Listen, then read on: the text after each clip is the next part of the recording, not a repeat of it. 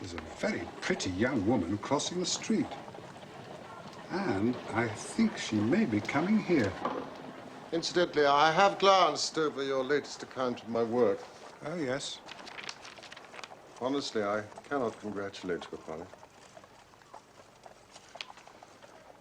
Detection is and ought to be an exact science. Observation, deduction, a cold, unemotional subject. You have attempted to tinge it with romanticism, which has much the same effect as if you'd worked a love story or an elopement into the fifth proposition of Euclid. Who can that? There's a young lady to see you, Mr. Holmes. It's Mary Moulston. I have no recollection of the name. Don't go, Doctor. I may need you. I was right. Thank you. Miss Moulston? Good afternoon.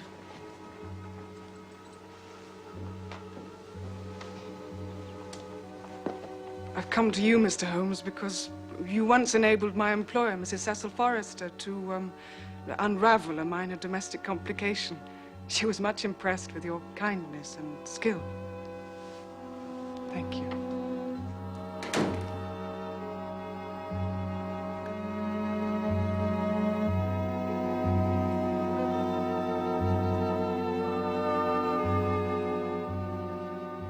I can hardly imagine anything more strange, more utterly inexplicable than the situation in which I find myself. State your case. You will, I'm sure, excuse me. If your friend would be good enough to remain, he might be of inestimable service to me. Of course.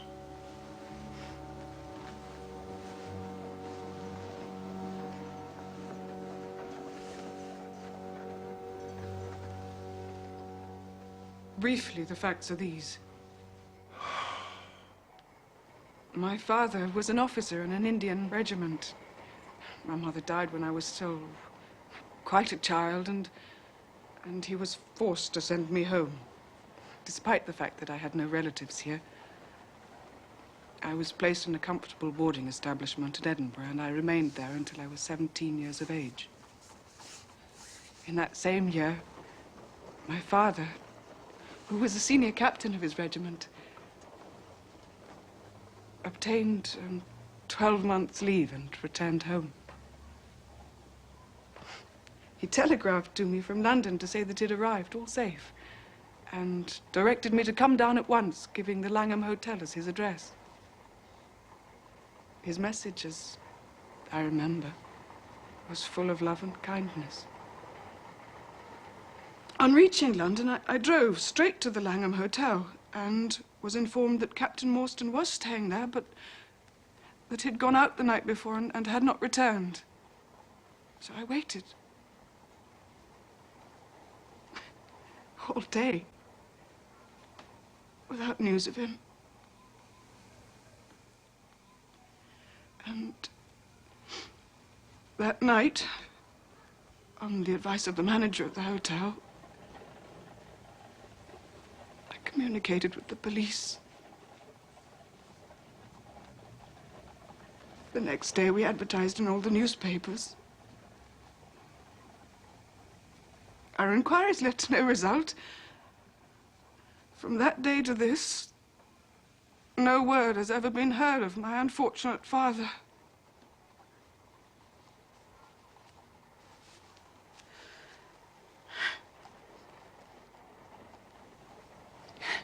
He came home with his heart so full of hope to find some peace, some comfort, and instead...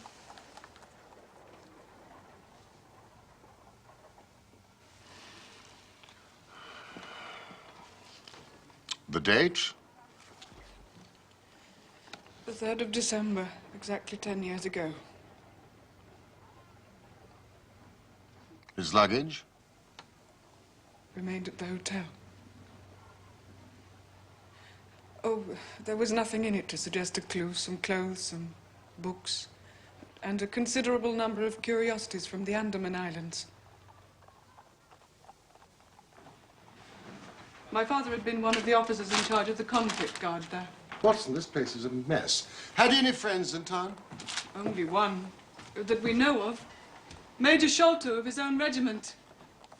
The 34th Bombay Infantry.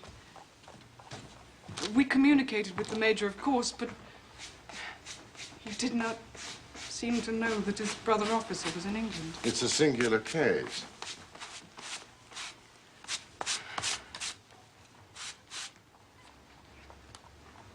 I have not yet communicated to you the most singular part. 4 years later, an advertisement appeared in the Times asking for the address of Miss Mary Morstan and stating that it would be to her advantage to come forward. There was no name appended.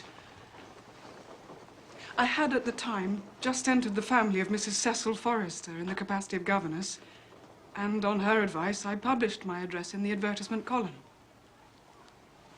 That same day, there appeared, through the post, a small cardboard box addressed to me, which I found to contain a very large, lustrous pearl.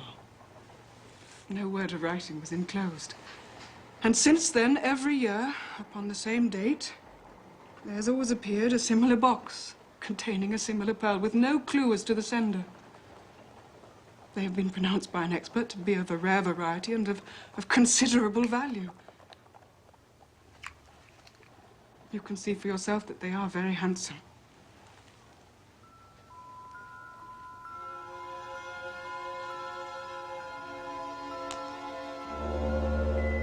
Your case is most interesting. Something else has occurred to you. Yes, and no later than today. That is why I have come to you. This letter arrived through the post this morning, which you will perhaps read for yourself. Envelope, please. London postmark, October 7. Man's thumb mark on corner. Probably postman. Best quality paper. 6p a packet. Particular man in his stationery. Watson. Be at the 3rd pillar from the left, outside the Lyceum Theatre tonight at 7 o'clock. If you're distrustful, bring 2 friends. You are a wronged woman and shall have justice. Do not bring the police. If you do, all will be in vain. Your unknown friend. Well, really, this is a very pretty little problem. What do you intend to do, Miss Morstan? Well, that is exactly what I want to ask you. Why, then you and I shall go together. What? Dr. Watson is the very man. Your correspondent says 2 friends. But would he come? I shall be proud and happy if I can be of any service. Oh, you're both very kind. I've led a retired life and have no friends whom I could appeal to. If I'm here at 6, it will do, I suppose. Yes, but you must not be later. Goodbye, Miss Morstan. Goodbye, Mr. Holmes. Au revoir. Au revoir.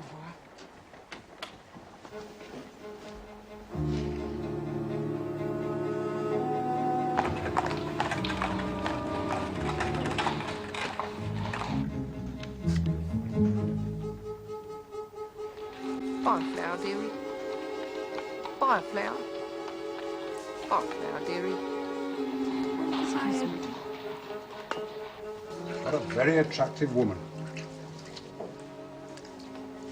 It is of the first importance not to allow your judgment to be biased by personal qualities. A client to me is a mere unit, a factor of a problem. Holmes, you're an automaton, a calculating machine. There's something positively inhuman in you at times. I assure you, the most winning woman I ever knew was hanged for poisoning 3 little children for their insurance money. And the most repellent man of my acquaintance is a philanthropist who has spent nearly $250,000 upon the London poor. However, in this case... I never make exceptions.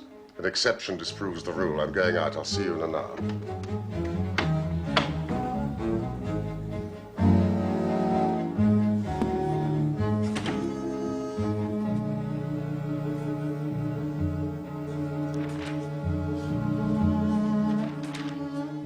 Had he any friends in town? Only one that we know of. Major Sholto of his own regiment.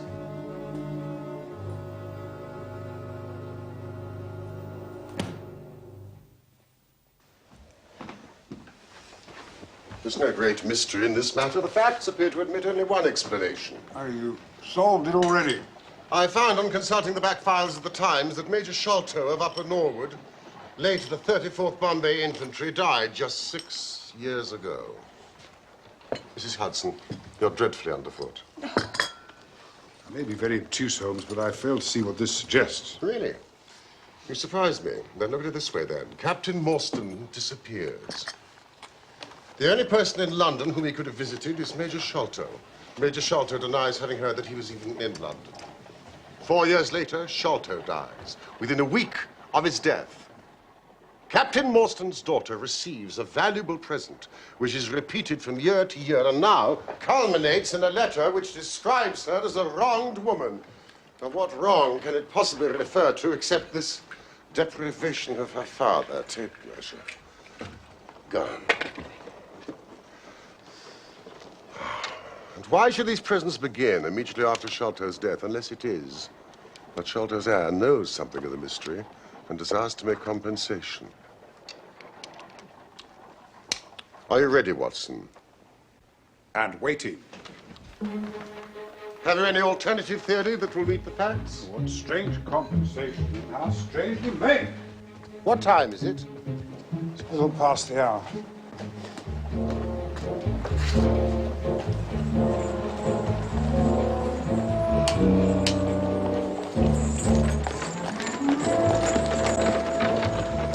Evening, Robert.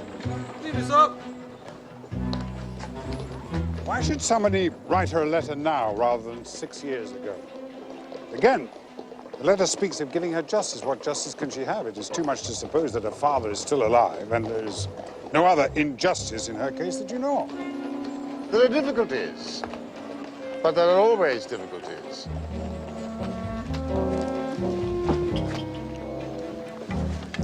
Good evening, Mr. Holmes. I do hope I'm not Good late. evening.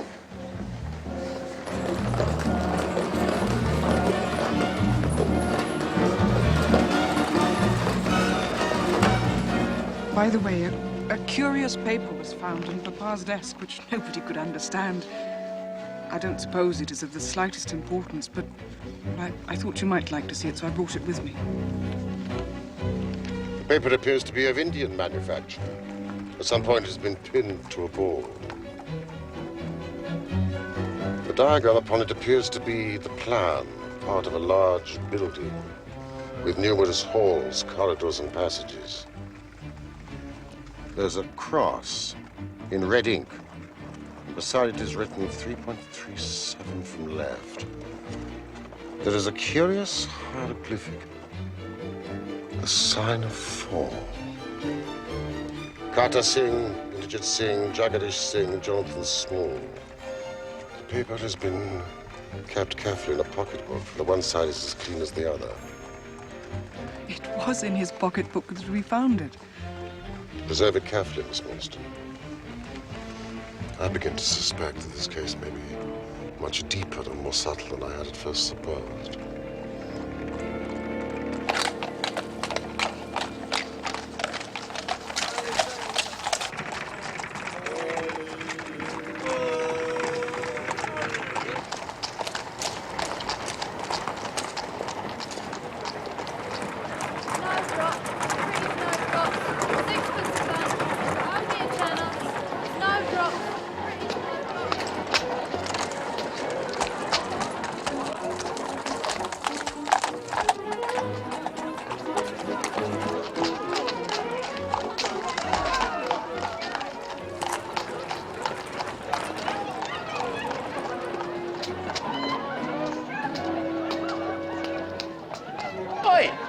Are you the party who come with Miss Morstan? I am Miss Morstan, and these two gentlemen are my companions. I must ask you to give me your word that neither of your companions is a police officer. I give you my word.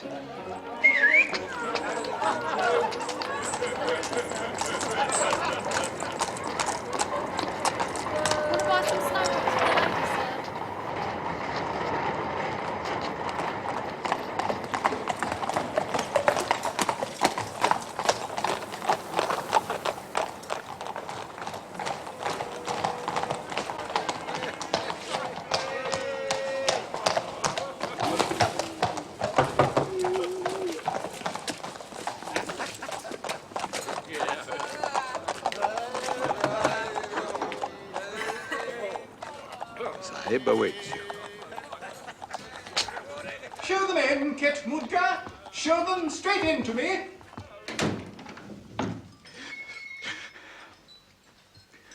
Your servant, Miss Morstan. Your servant, gentlemen. Come in to my little sanctum. I trust you have no objection to tobacco smoke. The balsamic odor of Eastern tobacco.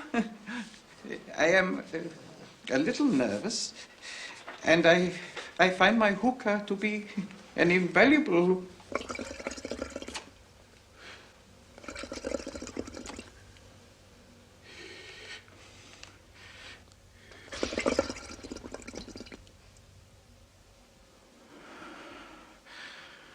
sedative.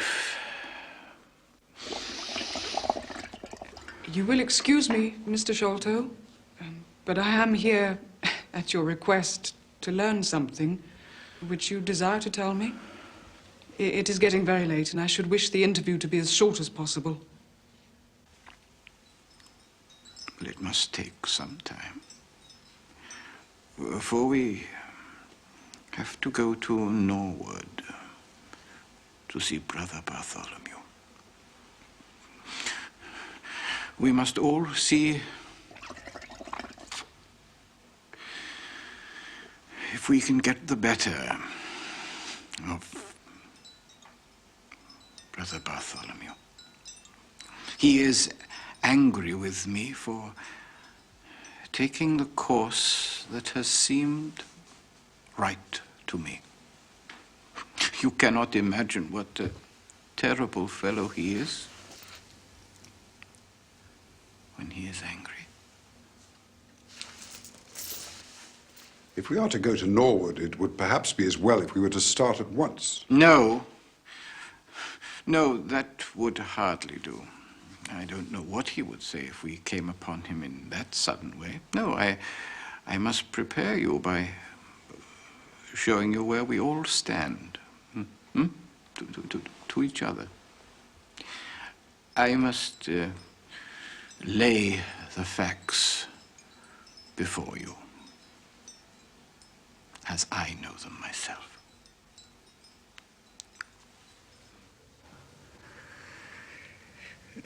My father, the late Major John Sholto, came to live at Pondicherry Lodge in Norwood some 11 years ago. He had prospered in India and brought back with him a considerable sum of money, a collection of valuable curiosities, and a staff of native servants. With these advantages, he lived in great luxury. My brother and I were at university at the time. We did know, however, that some mystery, some positive danger overhung our father. He was very fearful of going out alone, and he employed 2 prize fighters to guard him. Williams, who drove you here tonight, was one of them. For some reason, he never told anyone. My father had a marked aversion to men with wooden legs. On one occasion, he actually fired his revolver at a one-legged man. A harmless tradesman, as it turned out.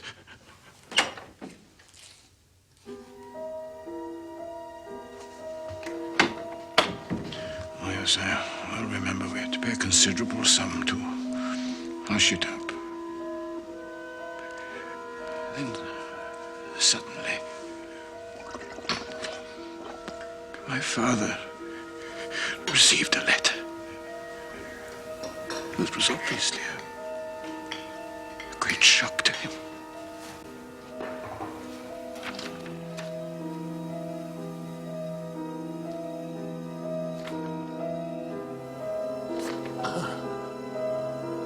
Out!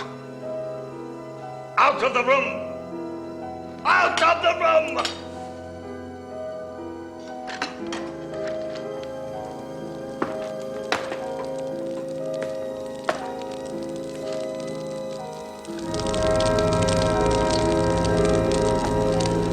What was in the letter, we could never discover.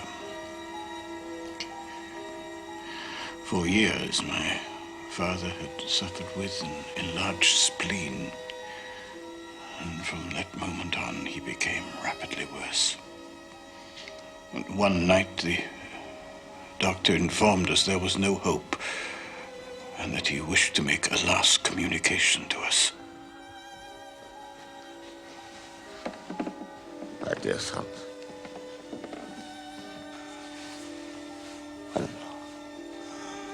when we were in India, my friend Morstan and I came into possession of a considerable treasure. I brought it home with me to this house, where it still lies.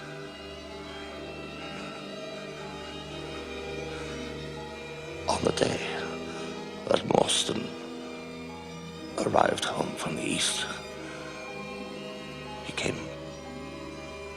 straight to this house to claim his share.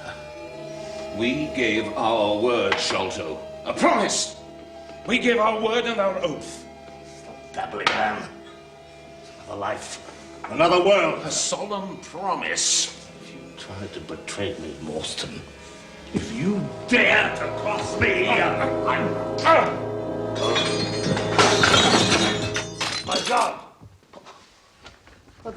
The man is dead now, Chowder! You have nothing to fear, sir.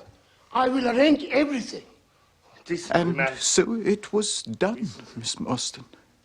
In secrecy, of course, but with respect. This is disgraceful, Mr. Sholto. Your father's behavior was quite unforgivable. Please, Doctor.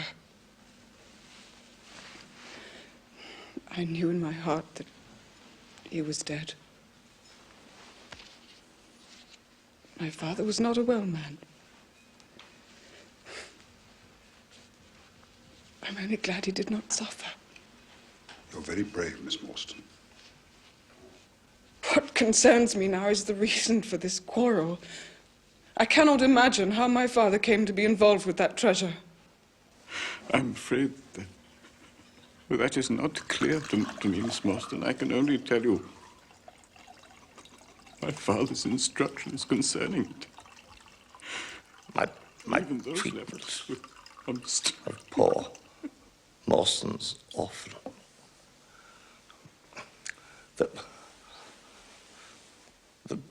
The greed, the cursed greed that has been my besetting sin throughout my life has robbed her of the treasure. Half of which, at least, should be hers. You see that chaplet there on the quinine bottle? I had the design of sending it to her, but I could not bear to part with them. You, my sons, will see that Miss Mawson gets her share of the treasure. Promise. The treasure is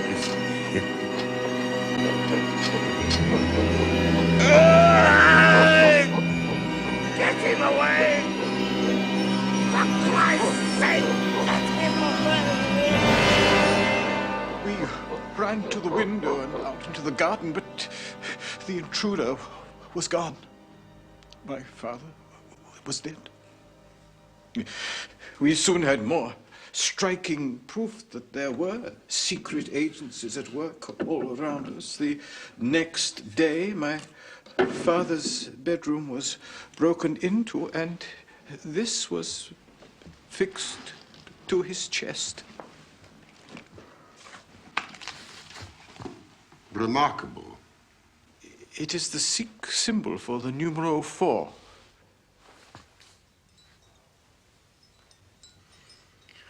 What the paper means and who our secret visitor or visitors were, we never found out.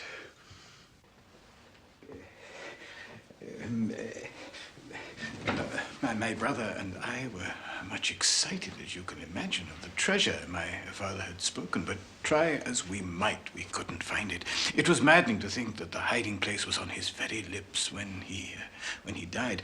We could judge the splendor of the riches by the chapelet that he had taken out. The pearls were evidently of great value, and my brother was averse to part with them, for between friends, he was a little inclined to my father's fault. And it was all I could do was to persuade him to allow me to send Miss Morstan a detached pearl at regular intervals so that she would not feel destitute. It was a kindly thought. It was very good of you. We were your trustees. That was the way I looked at it, although my brother did not altogether see it in that light. We had plenty of money ourselves. It would have been in such bad taste to have treated a young lady in so scurvy a fashion. Yesterday, an event of extreme importance occurred. We found the treasure. Hence my instant communication to you, Miss Morstan. Now all we have to do is to drive to Norwood and claim our share. We shall be expected, if not entirely welcome, visitors. You have done well, from first to last, Mr. Sholto.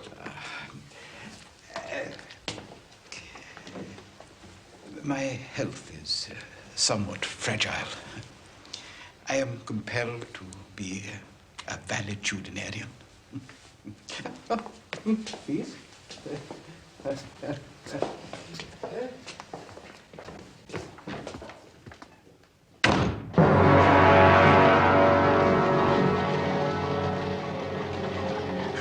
We dug up every inch of the garden without discovering anything. Brother Bartholomew is such a clever fellow. Do you know how he found out where the treasure was? Tell me. He made measurements everywhere, all along the top, along the side, inside, and he found out he was 4 foot out at the top.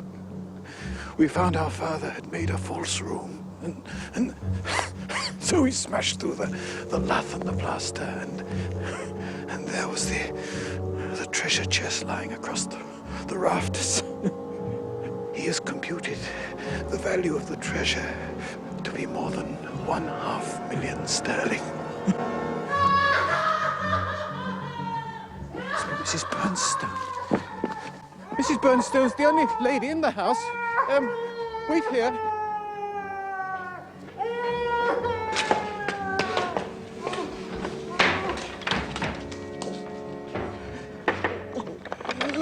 Oh, Mr. Thaddeus, I'm so glad you've come.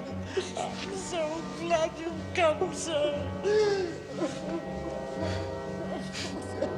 What a strange place. Looks as if all the moles in England have been let loose in it. There's something amiss with Bartholomew. Into the house! I'm frightened. My nerves won't stand.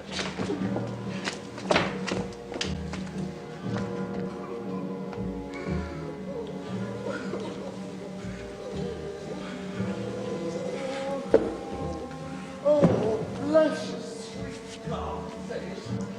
Oh, but I've been sorely tried this day. Hi, Mrs. Bernstone.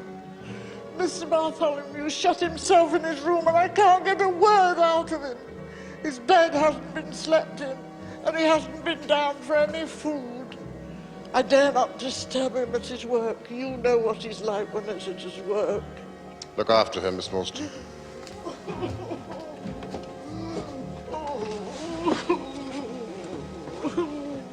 There, now do try to calm down. Look, I'm sure everything will be all right. I do hope you're all right, miss. Sit down, Andy.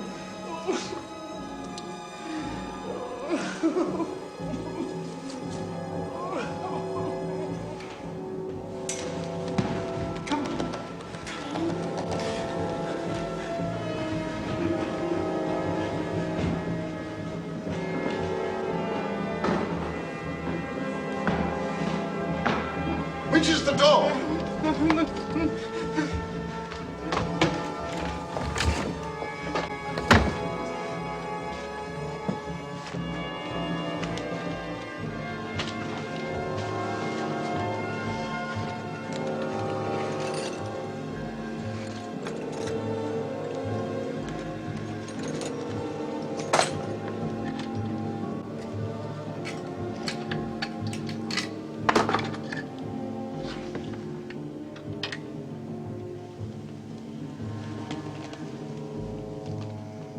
There's something devilish in this, Watson.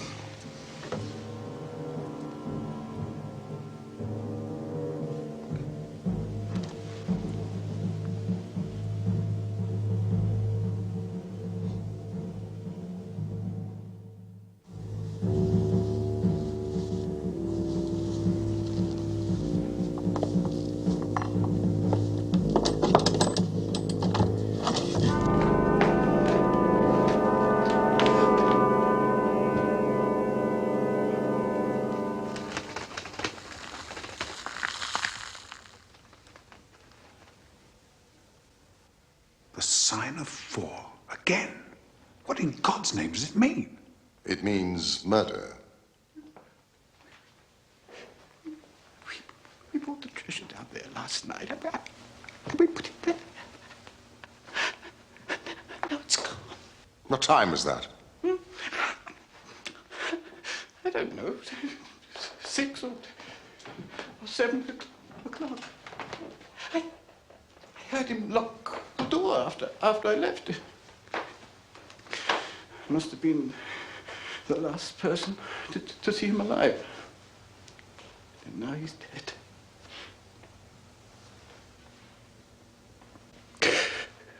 They'll think I did it. They'll think it was me. I wouldn't.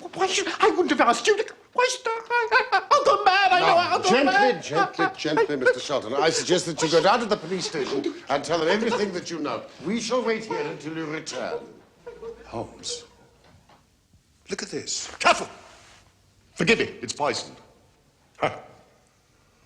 Well, Watson, we have a little time. Let's make the most of it. Oh, this is an insoluble mystery to me. It grows darker instead of clearer. No. It clears every instant. I only require a few missing links to have an entirely connected case. Simple as the case seems now, there may be something deeper underlying it. Now, how did these people come and how did they go? People? Well, it takes more than one, perhaps more than two, to remove a heavy treasure chest from a place like this. The door has not been opened since last night. So how about these windows?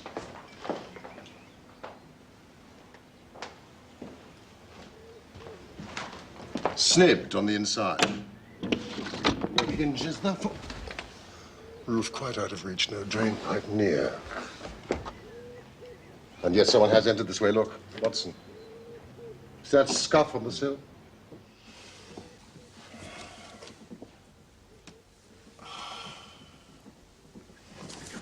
Look at this, Watson. And this, and this. This is a very pretty demonstration. But that's not a footmark. Something much more valuable to us. This is the mark of a boot, and this, the mark of the timber toe. He's just a wooden-legged man. And someone else. A very able and efficient ally. Could you scale that wall, Watson?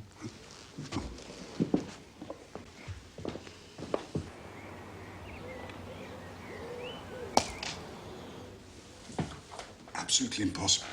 Unaided, it is so. But suppose you had a friend who lowered you this good stout rope, securing it first to this ring. I think if you were an active man, you'd be able to swarm up, wooden leg and all. You would depart, of course, in the same fashion, and then your friend would pull up the rope,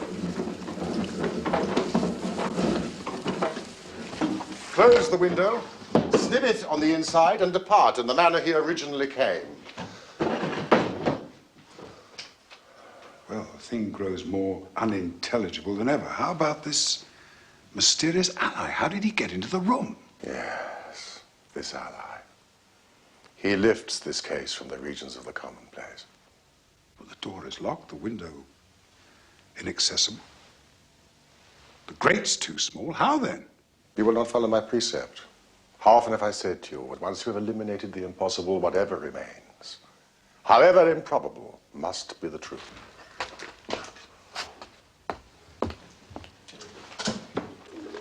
He must have come in through the roof. Excellent, Watson. Hold this lamp. Let us carry our research to the room above. The secret room in which the treasure was found.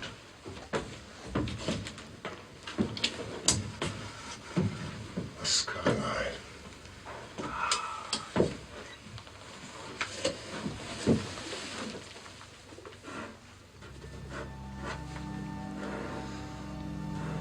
Holmes, a child has done this horrid thing. My memory failed me, or I should have been able to foretell it. We have learned what we can from here. Let us go down.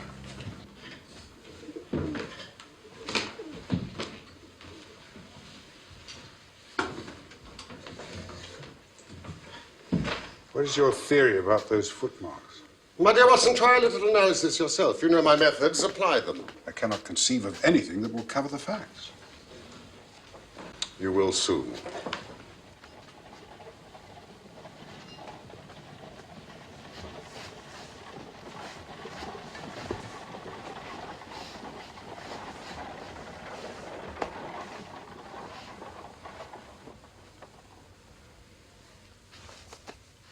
We're in luck. Our little ally has trod in the creosote. Oh, you're fond of animals, I see. Yes, very good, sir. Lovely fine. Well. Quite a nice little place you've got here. Indeed. That is the accredited representatives of the Lord, unless I'm very, very much mistaken. Now, Watson, before they come, what do you make of this poor fellow? The muscles are as stiff as a board. A state of extreme contraction, far exceeding the usual rigor mortis. Quite so. Coupled with this distortion of the face, the Hippocratic smile. Rhesus Adonicus, as the old writers call it. What would that suggest to your mind? Death from a powerful vegetable alkaloid, some strychnine-like substance that produces tetanus. Well, to the right. Come along, gentlemen, to the right. Up this stair.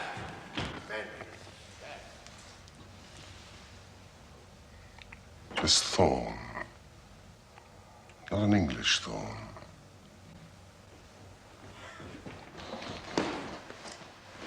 I think it is not right that Miss Morstan remain in this stricken house.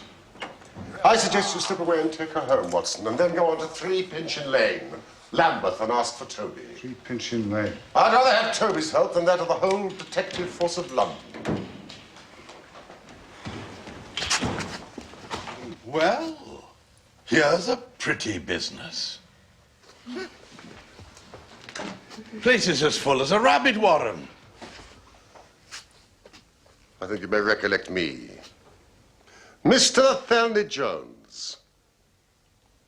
Why, of course I do. Mr. Sherlock Holmes, the theorist. I'll never forget the way you lectured us all about the Bishopgate jewel case.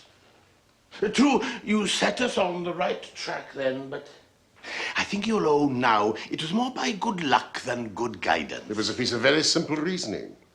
Oh, come now, come. Never be ashamed to own up. But, what is all this? It's a bad business. Bad business. Stern facts here. No room for theories. It's lucky I happened to be up at Norwood on another case when I got the message. How do you think this man died? No, this is not a case for me to theorize over. No. Still, we can't deny you hit the nail on the head sometime. Door locked, I understand. Jewels worth a fortune missing. How were the windows? Fastened, but there was a footstep on the sill. Windows fastened, nothing to do with it. It's common sense.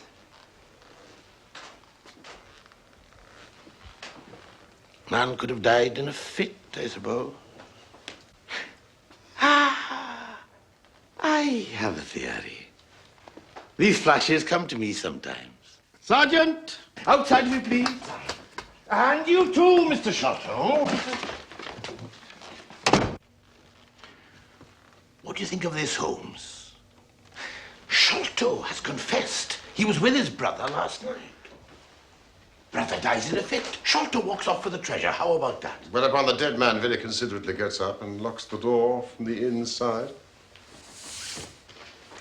Aye. There's a flaw there somewhere. Let us apply common sense to the matter. They were brothers. There was a quarrel. Brother Bartholomew, dead. Jewels, gone. And Master Thaddeus, evidently in a disturbed state of mind. His appearance, oh, well, not attractive. You see, I am weaving a web around Thaddeus. The net begins to close upon him. Jones, that splinter, which I firmly believe to be poisoned, that card and that curiously shaped instrument were lying there on the table. Confirms my theory in every respect. The house is full of Indian curiosities. All points to Thaddeus. But how did he escape? There is a trapdoor in the roof. Sergeant! Pray ask Mr. Sholto to step this way. You see, facts are better than theories, after all. My view of the case is confirmed. There is a trapdoor communicating with the roof, and it is partly open. It was I who opened it.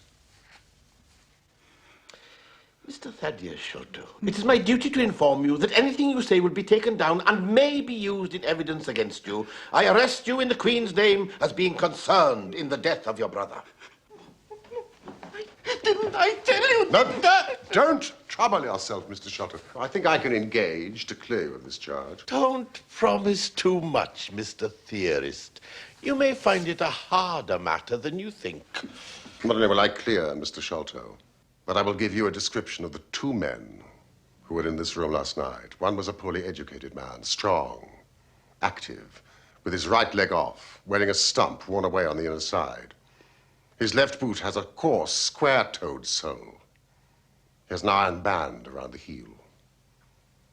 He is much sunburned, middle-aged, and has a certain amount of skin missing from the palm of one hand. And the other one? He's rather a curious person. I hope before long to be able to introduce you to the pair of them.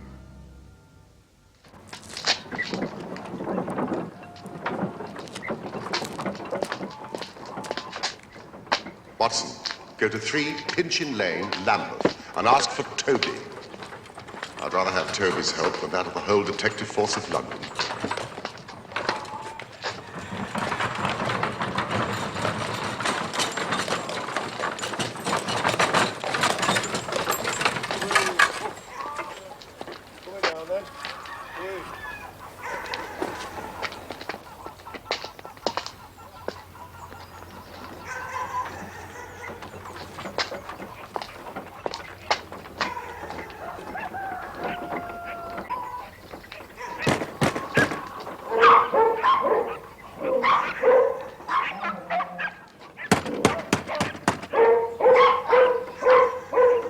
Mr. Toby! Mr. Toby? Mr. Toby? Get out of it, you drunken hooligan. Go on, get out of it, or I'll turn my dogs on you, all 43 of them. I'm looking for Mr. Toby. Oh, I've got a wiper in this bag, and I'll tip it out over your head if you don't hook it. It's urgent that I find him. I won't be argued with. 1, 2, 3, and down Mr. comes the Sherlock wiper. Holmes. I've come for Mr. Sherlock Holmes.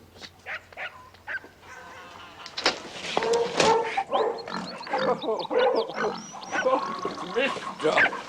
Sherlock Holmes. Well, who would have thought it? There you are, coffee. There. Mr. Sherlock Holmes, why didn't you say so? Come in. No, mind there, because he bites something vicious. Oh, yes, he does. Now, naughty.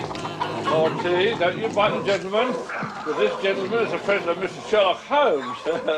And any friend of Mr. Sherlock Holmes is a friend of mine. I don't mind him. He'll just give you a nice friendly squeeze. I'll give him the run of the room because he keeps down the Beatles, something beautiful. Now, what did you say Mr. Sherlock wanted? Toby. Toby? Yes, Toby. Oh, well, Toby's number 7 there, along on the left. Here, you give him these, and Toby will go along with you as quiet as a lamb. Hey, Toby, wake up, come on. There's work for you to do. A gentleman come here to see you. Toby, come on. That's He a does good make boy. me Come on, laugh Toby. sometimes, this Toby.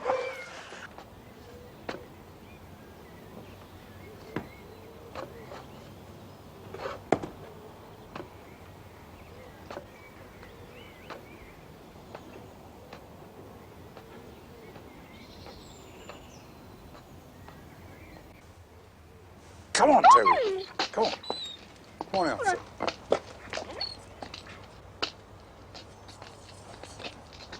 Watson! It's all right, officer. It's Mr. Holmes. Coachman. Come on, Toby.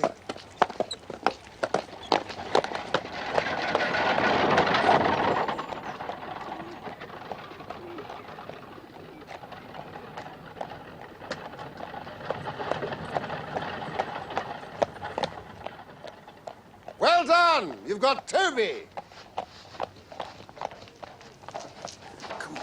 Well, here comes Blondin. I'm coming down.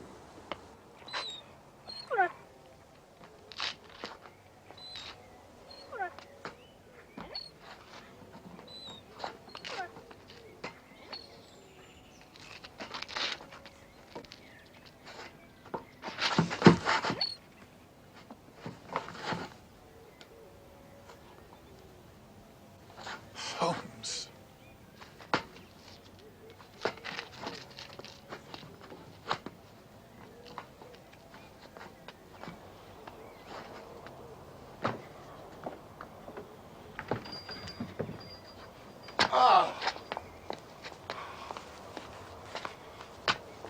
Look at these, Watson. I found them in the gutter. Ah, thank you, Mrs. Bernstone. Do you smell the creosote? Othello Jones arrested not only Thaddeus, but the gamekeeper, the gatekeeper, and 2 of the Indian servants. I was lucky to escape myself. What hellish thing? Watson, are you on for a bit of a trudge? Of course. You and Toby, game as they come when there's a good holding scent. Now, find him. Go, Toby. Splendid. Seek, Toby. Seek. Go seek him.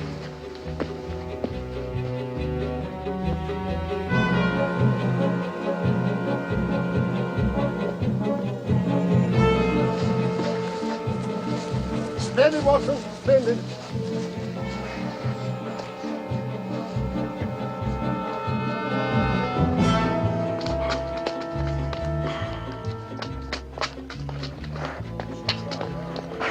Lucky the rain has stopped.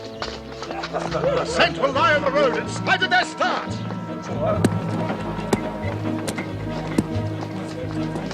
Ah, how sweet the morning air is. Have you brought your pistol, Watson? No, I have my stick. We may need it if we get to the land. Now, listen, Pegleg, I'll leave to you. Leave the Allied to me. Come.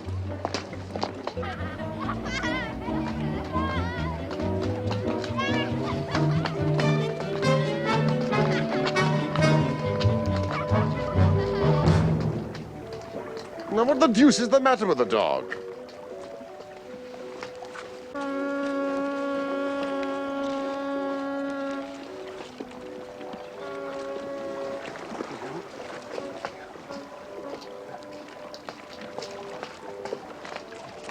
They took a boat. They certainly didn't take a cab or a balloon. They must have been met at the water's edge.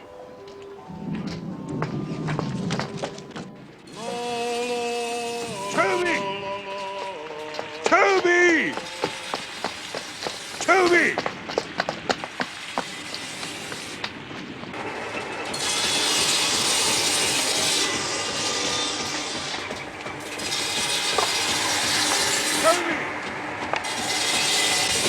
Toby!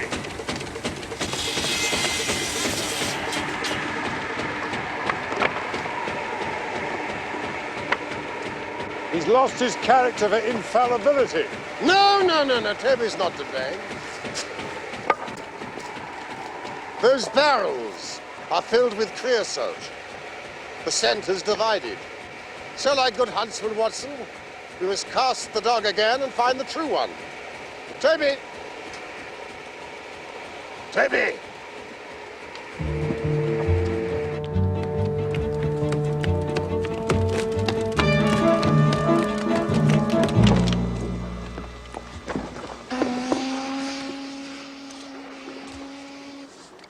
We're out of luck.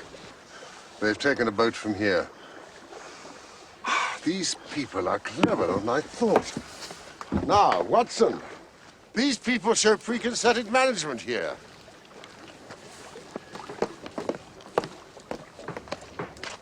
Mordecai Smith. You come back here and have your face washed. Jack! Oh, you youngin. I'll get your dad to give you a proper hiding when he gets back. Why, what a rosy-cheeked young rascal. Is there anything you'd like, Jack?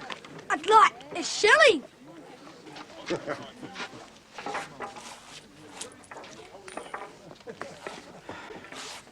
Fine young lad you've got there, Mrs. Smith. Lord bless you, sir, he is that, and forward.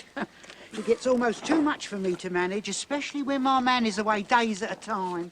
Ah, it's a pity about that. I was hoping to hire a boat from him, a steam launch. Oh, bless you, sir, it is in the steam launch that he has gone. Ah, I didn't like the bloke who did the hire. Not at all. Very rough, with a wooden leg. Come tapping at our window in the middle of the night, and away they went without a word to me. Now, this man with the wooden leg, was he alone? Seemed he might have had an animal with him. A dog?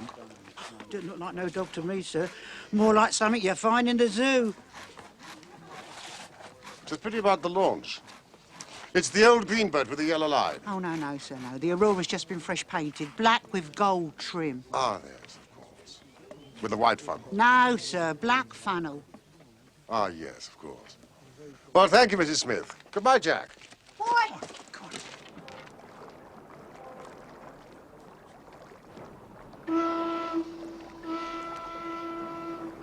The main thing with people of that sort is never to let them think their information is of the slightest importance to you. If you do, they will instantly shut up like an oyster. Well, our course seems pretty clear now. What did you do then? Well, get on the track of the Aurora. It would take days, if not months, to search every wharf and landing place and yard between here and Greenwich. What do you propose? As our quarry has no reason to fear that he's being hunted, I propose first of all a bath, and shave, and then a good meal, and then some hours of sleep. At the same time, mobilizing the Baker Street division of the detective police force. In other words, the irregulars.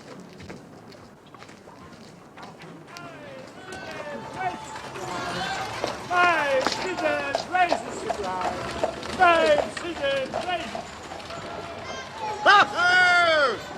Oh, the energetic Jones and the ubiquitous reporter have fixed up the case between them. Watson, look at this. Here.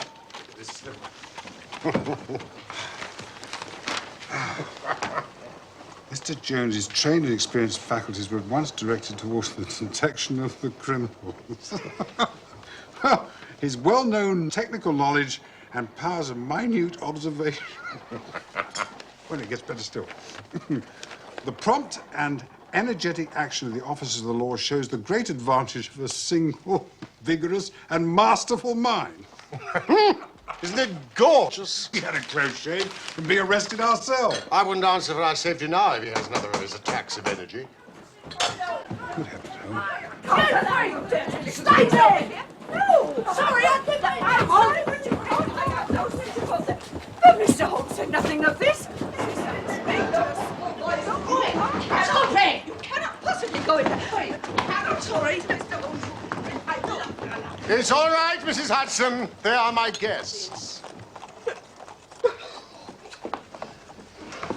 Look, hats off.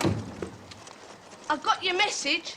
I bought them up sharp. 3 bob and a tenner for the tickets. Now, Wiggins, in future, they can report to you and you to me. I cannot have the house invaded in this way. Oi, stop that. Hey? Sorry. Now, I want you to find the steamboat Aurora. Aurora?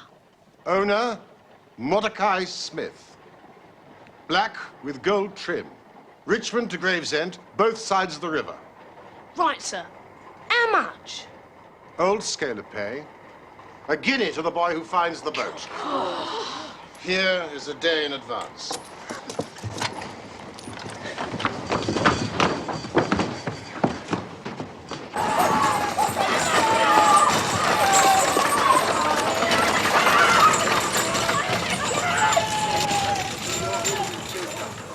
If the launch is above water, the irregulars will find her. They can go everywhere, see everything. If our man had an easy task, this of ours ought to be. Wooden-legged men are not so common, and this other man must be unique. The Aborigines of the Andaman Islands may perhaps claim the distinction of being the smallest race upon this earth. They are a fierce, morose, and intractable people. They're capable of forming the most devoted friendships when their confidence has once been gained. They have always been a terror to shipwrecked crews, braining the survivors with their stone-headed clubs or shooting them with poisoned arrows. These massacres are usually concluded by a cannibal feast.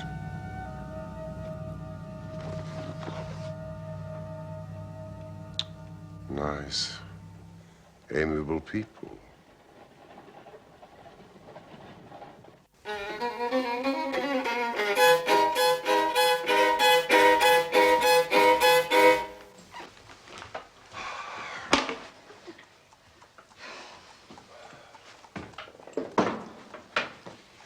And what time would you like your dinner, Mr. Holmes? 8:30, the day after tomorrow.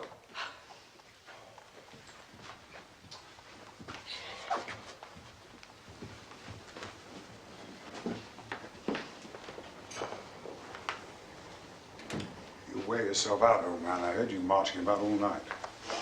You really must get some rest. I can't sleep. This infernal problem is consuming me. No news? None. None whatsoever. The whole river's been searched from both sides. Mrs. Smith's not heard from her husband. It's too much. To be balked by so petty an obstacle when all else has been overcome.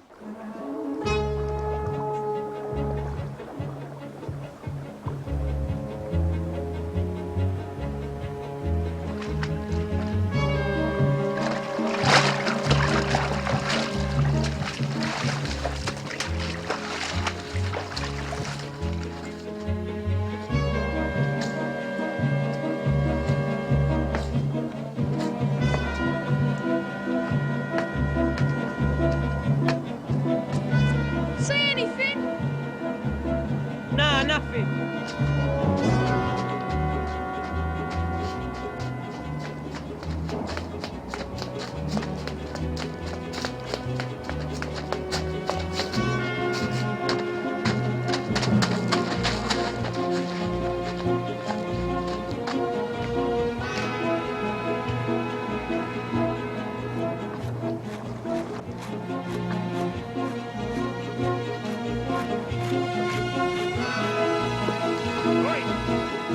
Shovel! You fill the back of my head.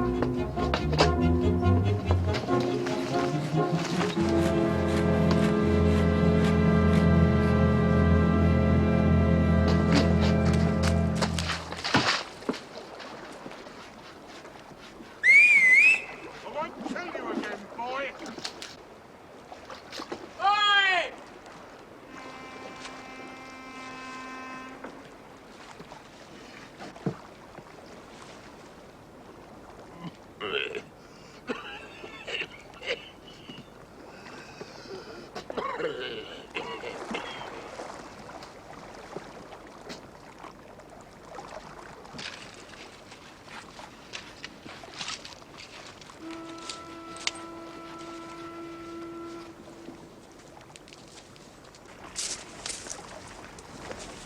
We're a nice little craft. Aye. This is a good boat, this. We built her here in this yard. Fastest boat on the river. What's she in for? Repairs to a rudder. That's the order. I can't find anything amiss with it. I want her in the water by 6 o'clock tonight. Fully cold and steam up. Right, Mr. Smith, she'll be ready. 6 o'clock sharp, mind. For I've two gentlemen that'll not be kept waiting. Right! It's this Norwood case, Doctor. I've had a great deal to worry and try me. And this case is a very dark one, too. Thank you. I should be most grateful for Mr. Holmes's help. Your friend is a wonderful man and not to be beat. Well, you may be in for a long wait. No, I don't think so. Go to Baker Street at once. If I've not returned, wait for me. I am close on the track of the Sholto gang. Come with us tonight if you want to be in at the kill. Good. So, he's on the scent again. He's been at fault too, has he? Huh? Even the best of us are thrown off sometimes.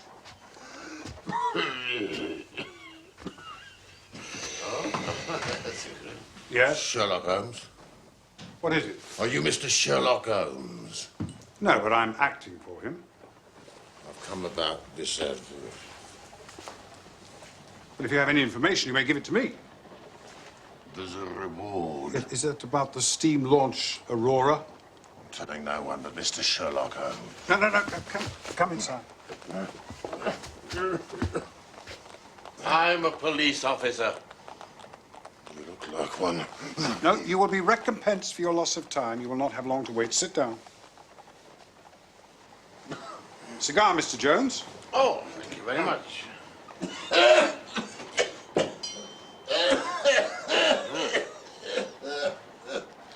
As I was saying, Doctor, I consider your friend, Mr. Sherlock Holmes, is a man not to be beat. He would have made a most promising police officer, I don't care who knows it, with a little more discipline and a lot less theory. Thank you. You might offer me one.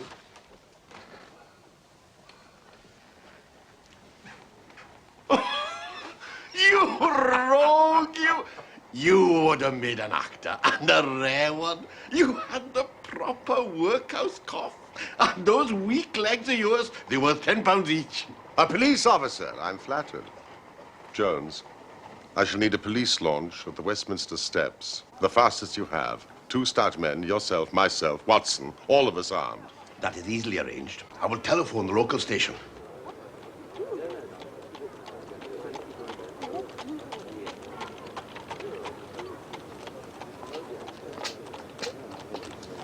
We go to the tower. Stop opposite Jacobson's yard.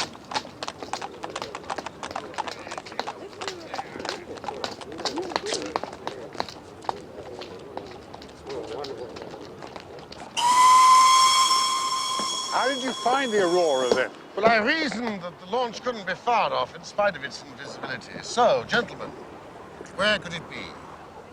Well, out of the water, I suppose. In a repair or boat builder's yard. Exactly.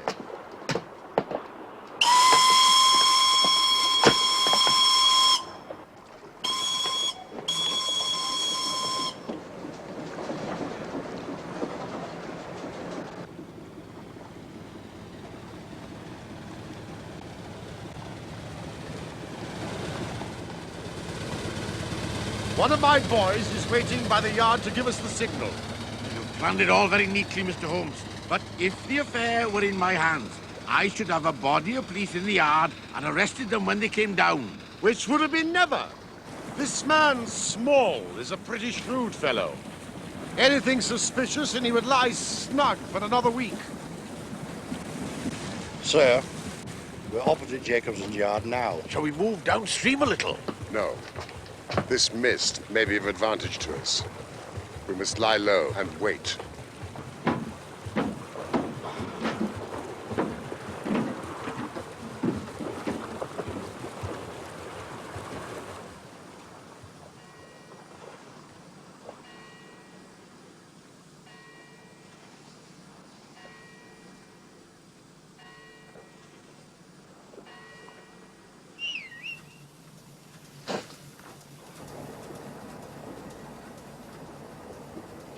Your boy's signaling!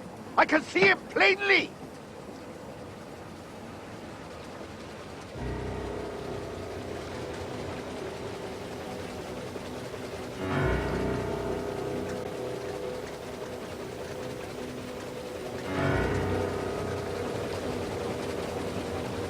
There's the Aurora. Going like the devil. She's very fast. I doubt if we shall catch her. We must catch her! Pile it on, stokers!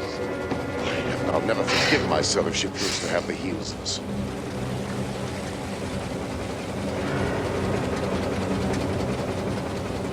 Faster! Faster! This is the fastest boat they've got!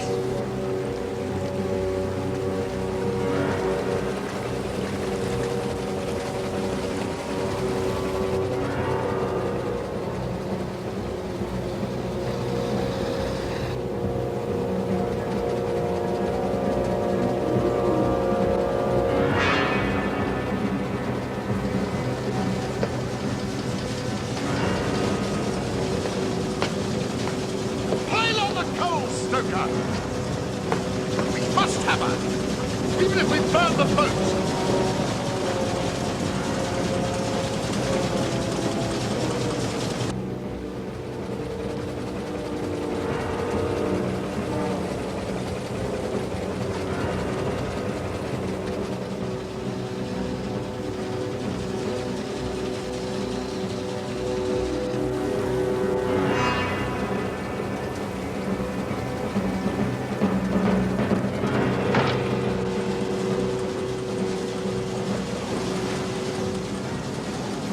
Steady.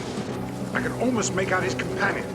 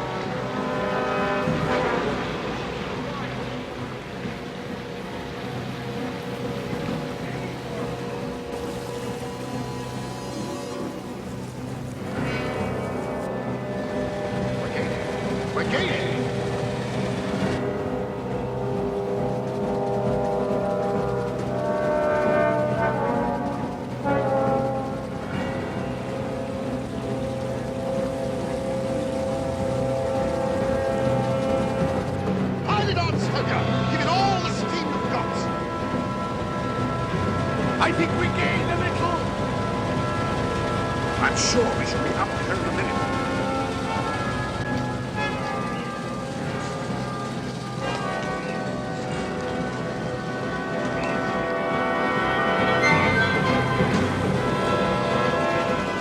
Move the light more to the left.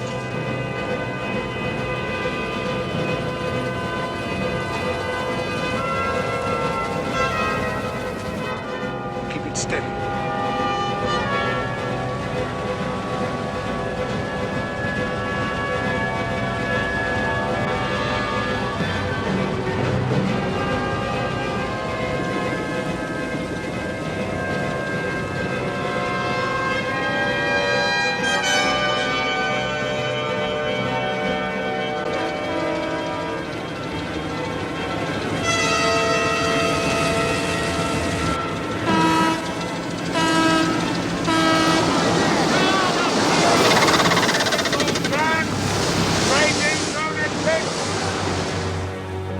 What's happening on that boat?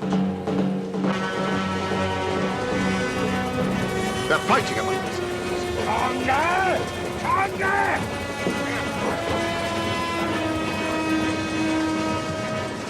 Pegleg. Stop! Police! Heave to! Go burn in hell! Stop! We're on our side of fire! What's that? Look.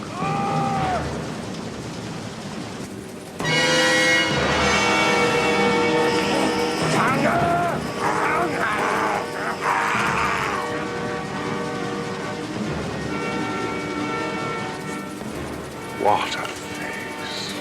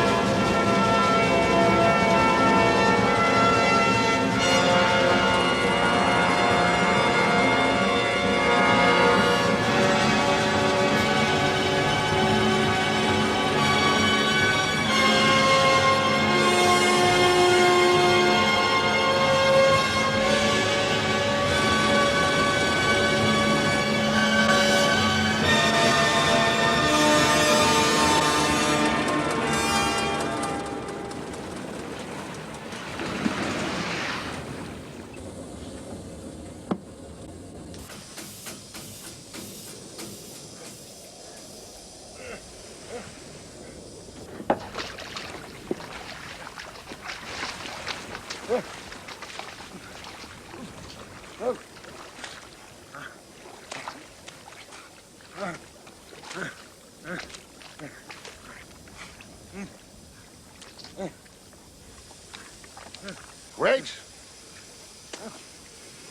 Wait. Let him wear himself out.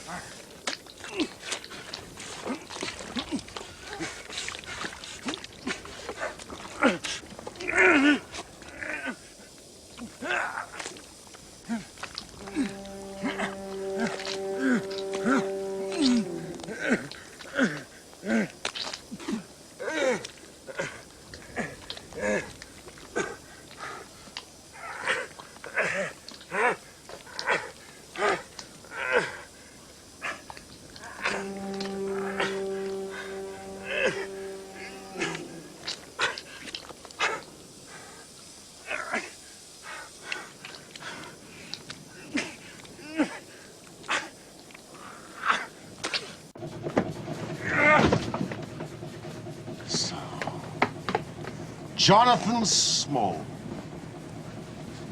I'm sorry it has come to this. And so am I, sir. And I give you my word, gentlemen, I never laid hands on young Mr. Sholto. Of course you didn't. Your little friend's dart killed him while you were still climbing the rope.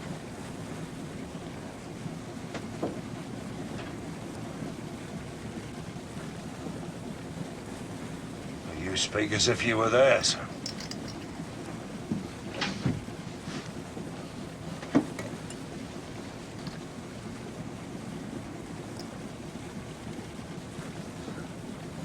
Well, if it had been old Major Sholto, I would have swung for him with a light heart.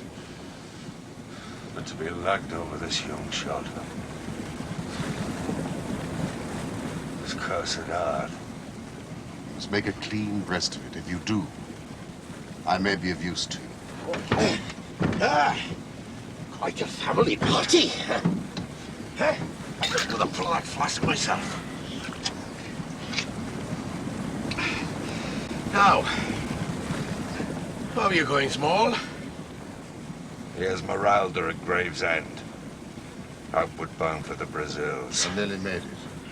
Another man at the engines and you'd never have caught us. Where's the key, my man? At the bottom of the river. Now, look here. We've had enough of you tonight, Small. Bring the captain, man! I'm warning you! It's all right, Constable. We're nearly at the steps. I suggest that we go back to Baker Street, and I think Miss Morstan should be there. Well, that's not the regulation way, Mr. Holmes. Well, I can at least promise you a nice, warming drink. Very well, gentlemen.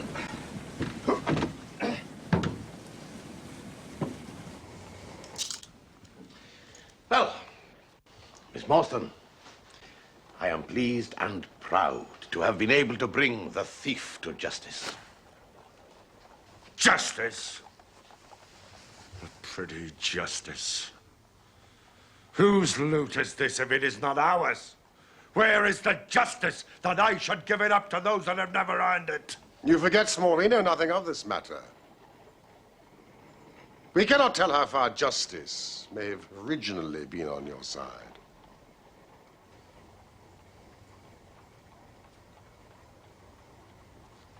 Well, sir, you have been very fair-spoken to me. Though I can see that it's you that I have to thank for these bracelets on my wrist. Still, I bear no grudge for that. If you want to hear my story, I have no wish to hold it back. And what I say to you is God's truth. Every word of it.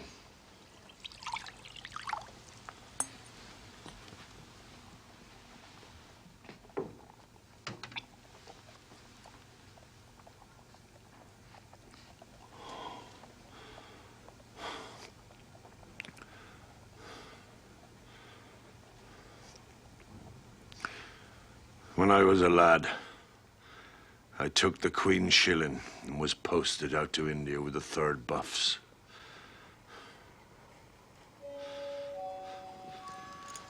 A crocodile snapped this off when I was bathing in the Ganges. Well, the sawbones had my stump in the tar barrel nice and quick. I was young and strong. I got my discharge, and this fellow.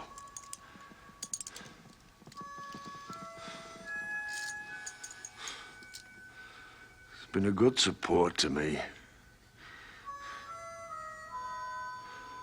So there I was, a cripple at 20. But I liked it out there. So I found myself a job as an overseer on an indigo farm. I was on horseback all day, so that was fine. But I was never in luck for long. Without a note of warning, the Great Mutiny was on us. I came back to the farm one evening to find my master and all his family had been murdered. I didn't wait. By that same evening, I was in the fort of Agra, the nearest city still held by the British. The old fort of Agra. It's a queer place. Huge. It's full of passages and rooms. More entrances than you can count. There were many gates, and because I was an ex-soldier and British, they put me in charge of one of them and gave me a couple of Sikhs who'd stayed loyal to us. It was a lonely place. My 2 Punjabis were experienced fighting men. Kartar Singh and Inderjit Singh.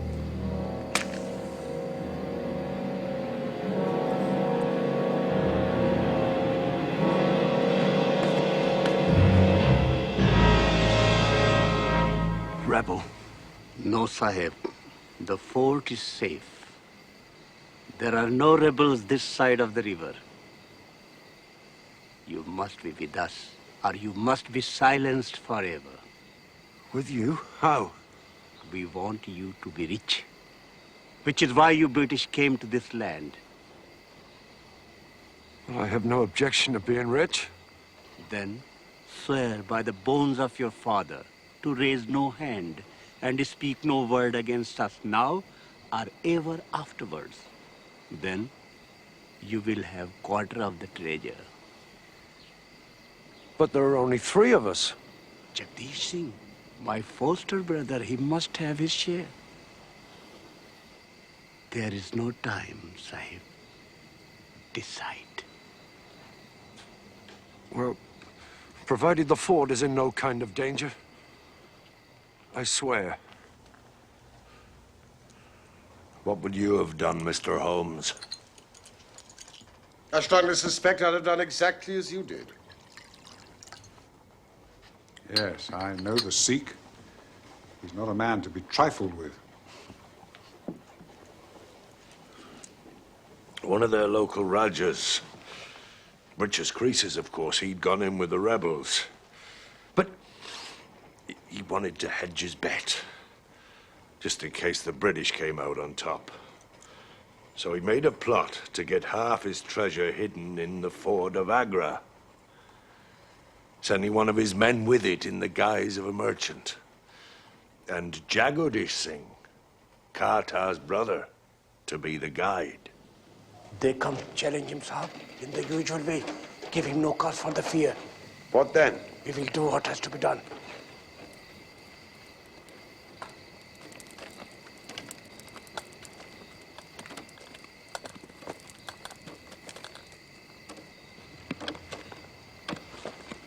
Who goes there? Friend Sahib. Advance and be recognized.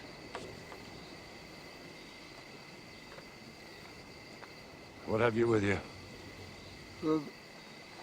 A box, Sahib. Old box. Having some family papers. No good to nobody, Sahib. Only for myself.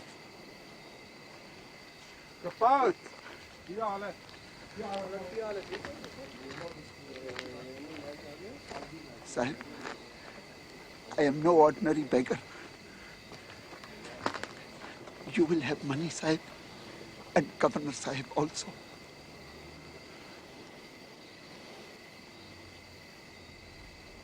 Take him to the main guard room.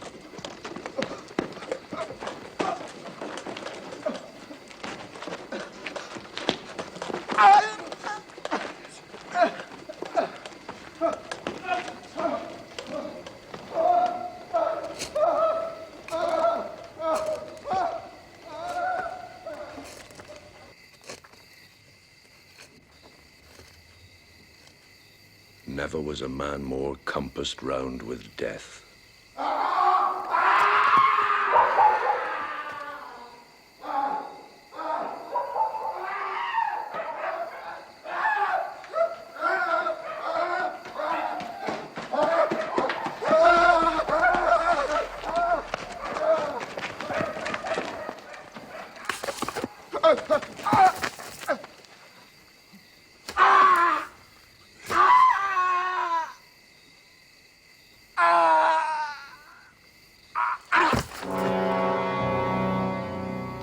Ahmed had escaped, the whole affair would have come out.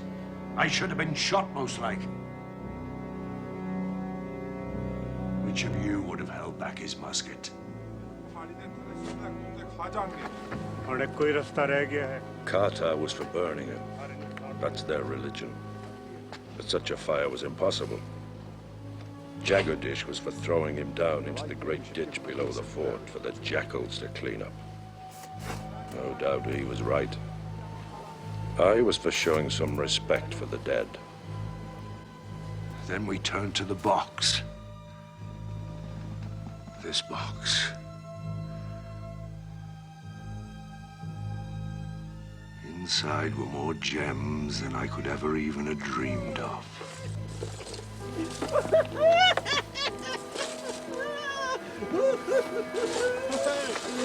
143 diamonds of the first water, including the Great Mogul, the second largest stone in existence. 97 emeralds, 170 rubies, 40 carbuncles, 61 agates.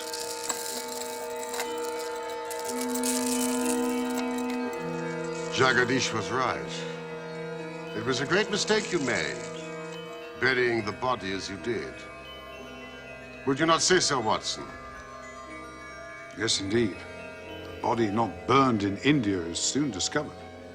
So, you and your 3 companions were found guilty and sent away for life to the penal colony on the Andaman Islands. Blair Island, it was, sir. Hope Town. Never was a place worse named.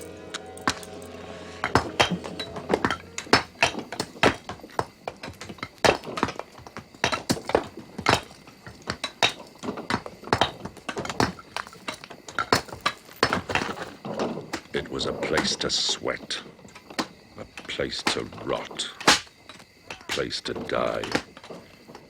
And I sweated there year after year, until your father arrived, Miss Morstan.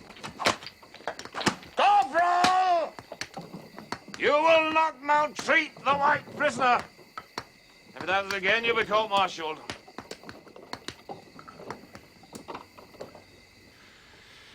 He was our administrative officer, and he gave me a nice, cushy billet in the dispensary. He was as good and kind a Christian gentleman as I ever come across. And I hold no grudge against him. Or you, miss.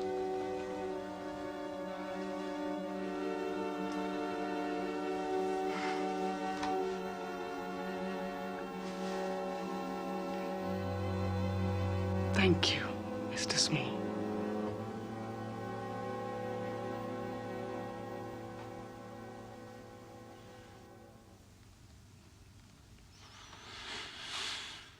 Well, as I sat thinking about the treasure, I could see all the officers and the prison officials at their drinking and their gambling. Major Sholto never had much luck. Night after night, he was the loser. Some people are born like that. It's all up with me, Morstan. I'm ruined. I shall have to send in my papers. I don't suppose you could manage another couple of hundred, eh? I've had a pretty nasty facer myself. And I've a daughter back home to support. And I've got 2 wretched sons. Ruined, eh? Damn pity. So, you decided to approach your benefactor, Captain Morstan. He was often in the dispensary. The tropical climate didn't agree with him. His heart was weak and his blood was all poisoned. Knowing that he would wish to share any arrangement with his friend, the officer in command, Major Sholto. Yes, sir. It seemed the safest way. It is your own private concern, over which, of course, you have the power of disposing as you think best. Thank you for that advice, sir. Thank you indeed. But the fact is, being in the position I am, I need help. What sort of help? I need a partner. Well, I'm sure Major Sholto and myself would like to help you. If we could. We could at least talk about it. That is, of course, if we can agree as to terms. There's only one bargain a man in my position can make. In exchange for my freedom and that of my 3 companions, we shall give you a 5th share to divide between you. A 5th? That isn't very much. 50,000 at the least. Anyway, how can we possibly give you your freedom? You know, it's impossible. All we need is a boat and provisions. There are plenty of little yachts and yawls in Calcutta or Madras. Well enough to serve our purpose. If only there were just the one of you. None! None or all! We have sworn it. The 4 of us must always act together. Now, Calm yourself, Sholto. Calm yourself. Calm yourself. Think about it, man. Think about it. Small is a man of his word. He will not abandon his friends. I think we may very well trust him. We met the next morning in the small hours. I had our written agreement in every detail. We, being officers in the army of Her Majesty Queen Victoria. We, being officers in the army of Her Majesty Queen Victoria, do swear on the Holy Bible that this agreement will always remain sacred and binding to us. do swear on the Holy Bible that this agreement will always remain sacred and binding to us. I gave each of them a plan showing the position of the treasure. Well, look at that. Now that brings back memories. Sholto took the next boat to India, found the treasure, and took it back with him to England. Yes. When we had the news, Captain Morstan was as angry as I was. He swore to me he would go home and settle the matter with Sholto.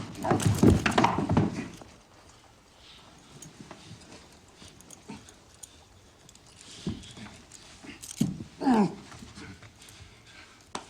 so he would, if he lived. But that was not to be.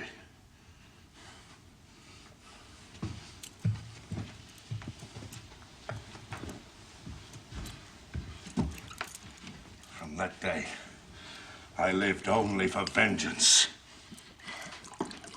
I thought of it by day. I nursed it by night. To get to Sholto. To have my hands on his throat. That was my one thought. As luck would have it, one of the islanders had been brought into my dispensary, more than half dead from a snake bite. Well, in common humanity, I did my best for him. Somehow he pulled through and became very devoted to me.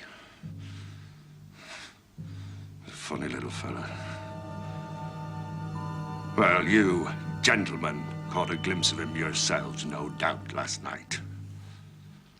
He was staunch and true as little Tonga. No man ever had a more faithful mate.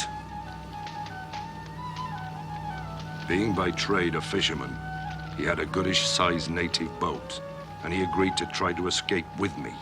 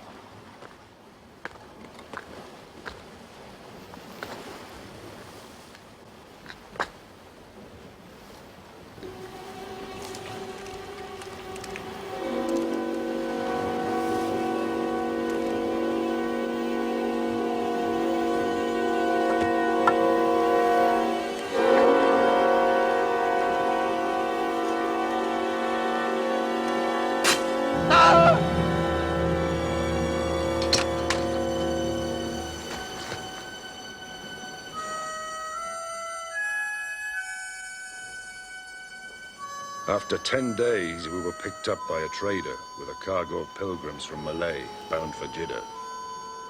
After many months, we worked our way across the world to London. A remarkable account. And now, I think Miss Morstan might like to see the great Agra treasure, which will surely make her one of the richest young ladies in England. Watson? There's no key. I'm sure our old poker will oblige.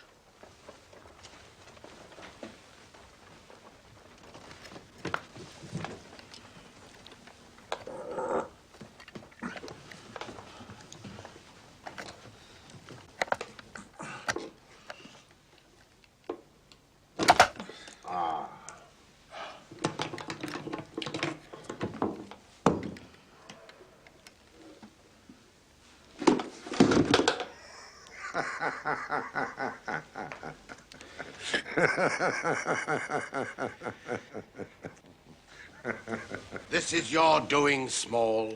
Yes. Yes, I put the treasure away where you shall never lay hand on it. No living man or woman has any right to it unless it is the 3 men in the Andaman convict barracks and myself. I know now that I cannot have the use of it. No more can they. But I have acted all along for them as much as for myself.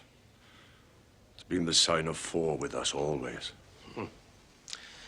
Where is it? It's where the key is. And where little Tonga is. I saw your launch must catch us, and I saw little Tonga go over the side.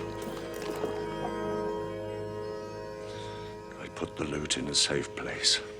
You are deceiving us, Small. If you had wished to throw the treasure into the Thames, it would have been easier to have thrown Box and all. Easier for me to throw and easier for you to recover. A man who was clever enough to hunt me down is clever enough to pick up a box from the bottom of the river.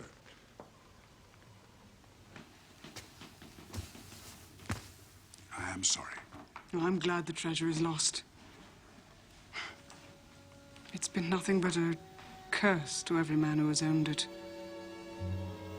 An early death to my poor father. And slavery for life to me and my companions. I spent the first half of my life digging a breakwater in the Andamans. And I'm likely to spend the other half digging ditches on Dartmoor. Well, Holmes, duty is duty, and I've gone rather far in bringing him here. I shall feel more at ease when I have our storyteller here under lock and key. I am obliged to you for your assistance. Good day to you, Dr. Watson, Miss Morstan.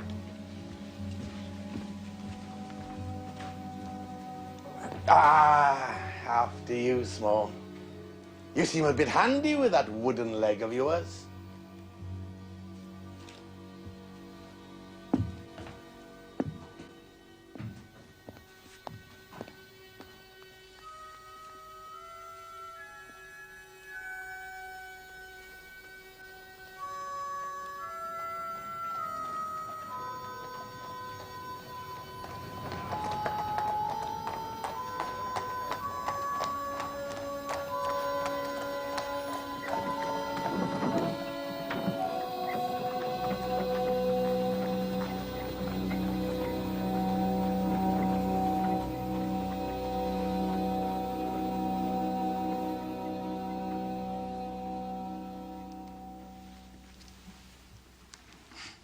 feel most ashamed that you, Mr. Holmes, and you, dear Dr. Watson, have had to put yourselves into such peril on my behalf. Oh, that's all over and forgotten.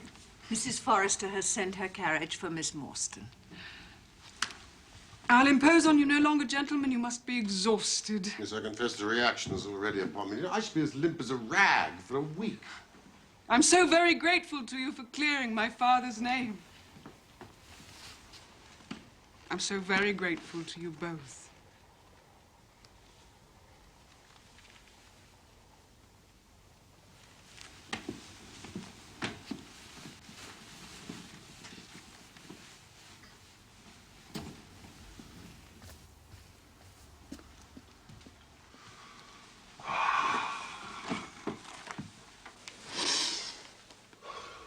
Seems so unfair. You've done all the work in this business, and Athelney Jones gets all the credit. What remains for you? For me, the pleasure of having solved an interesting case, almost single-handed. And for you, no doubt, the pleasure of writing it up in your usual florid and romantic style.